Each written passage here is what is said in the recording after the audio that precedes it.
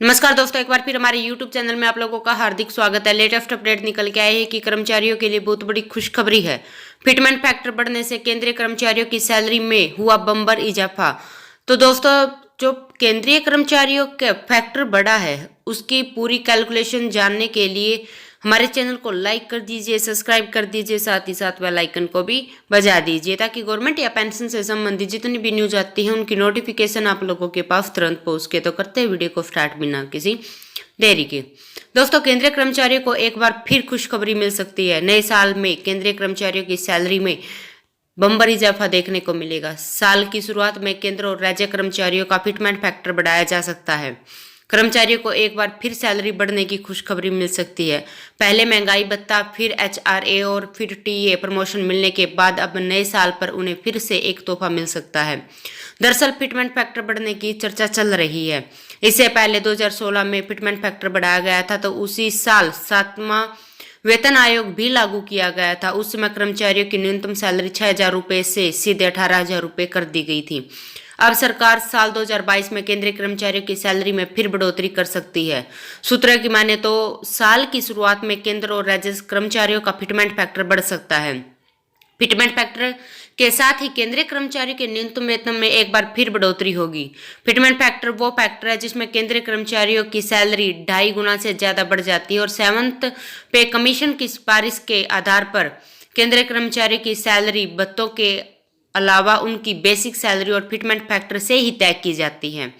दरअसल केंद्र और राज्य सरकार के कर्मचारियों की लंबे समय से मांग थी कि उनके फिटमेंट फैक्टर को 2.57% से बढ़ाकर 3.68% कर दिया जाए। उम्मीद है कि 1 फरवरी 2022 को पेश होने वाले बजट से पहले केंद्रीय कर्मचारी का फिटमेंट फैक्टर का फैसला हो जाएगा। इसके बाद कर्मचारी की न्यूनतम सैलरी में इजाफा देखने को मिलेगा। तो दोस्तों, हम आपको कैलकुलेशन समझाते हैं कि फिटमेंट फैक्टर बढ़ने के बाद कर्मचारियों की सैलरी कितनी हो जाएगी। न्यूनतम बेसिक सैलरी पर हम कैलकुलेशन करेंगे। न्यूनतम बेसिक सैलरी अगर किसी कर्मचारी की 18,000 रुपये है तो भत्तों को छोड़कर 18,000 को अगर 2.57 से मल्टीप्लाई करते हैं तो 46,260 रुपये आएंगे। 3% के आधार पर 26,000 को 3 से गुना करते हैं तो 78,000 रुपये आते हैं और 78,000 में से अगर 46,260 रुपये माइनस करते हैं तो 31,740 रुपये आएंगे। यानी कुल मिलाकर कर्मचारी की सैलरी में 31,740 रुपये का इजाफा होगा।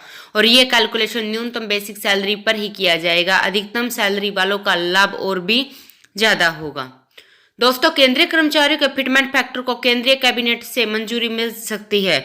बजट से पहले कैबिनेट के अप्रूवल के बाद उसके बजट के एक्सपेंडिचर में शामिल किया जा सकता है, लेकिन अगर इसमें कैबिनेट की मंजूरी मिल जाती है तो बजट 2022 ड्राफ्ट में शामिल करने की कोई खास जरूरत नहीं होगी। फिटमेंट फैक्टर को अगर मंजूरी मिलती है तो कर्मचारी की सैलरी में बम्पर इजाफा होगा। दरअसल फिटमेंट फैक्टर बढ़ने से न्यूनतम वेतन भी बढ़ जाता है। फिलहाल कर्मचारियों को 2.57% फिटमेंट फैक्टर के आधार पर सैलरी मिल रही है। अब उसे बढ़ाकर 3.68% किए जाने पर चर्चा है। सरकार 7th पे कमीशन की सिफारिश को लागू करना चाहती है, लेकिन न्यूनतम सैलरी को बढ़ाने के पक्ष में नहीं है। सरकार फिटमेंट फैक्टर को 3 गुना बढ़ा सकती है। फिटमेंट फैक्टर के बढ़ने से कर्मचारी की बेसिक पे 18,000 रुपये से बढ़कर 21,000 रुपये हो जाएगी। कैबिनेट सचिव से कर्मचारी यूनियन की मुलाकात में उन्हें आश्वासन भी दिया था कि सूत्रों की माने तो सरकार अब फिटमेंट फैक्टर की तरफ ज्यादा ध्यान दे रही है। तो दोस्तों, आज के लिए इतना ही। मिलते हैं नेक्स्ट वीडियो में, तब तक के लिए जय हिंद, जय भारत।